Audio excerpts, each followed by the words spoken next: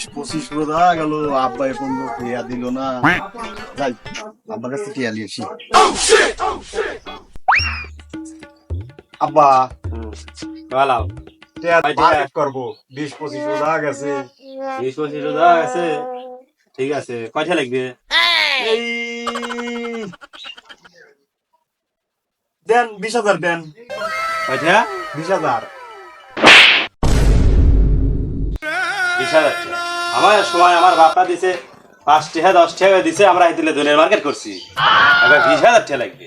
দেখছি আও আরা বাইতে সওয়াল কয়টা লাগবে? 10,000 দেন। প্রায় 10,000 টাকা।